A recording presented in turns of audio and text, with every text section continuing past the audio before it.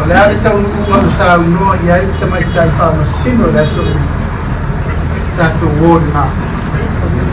Kona tau tino le mana o mio se taimi e sa ili ai lai me tonu.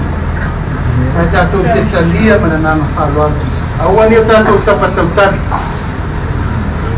Nana toi upu i o tato tatalo mo ia. Kore tali a mi o tonu na. A whai wata pā e wha masino le tatalo. Na tato lole e a mi o tonu me umoro munu mai. Mai lei se si na te ole ngia le tua. Ai o tau lofa ngia tato tuli vai ma tatalo mo te mai tai whamasino.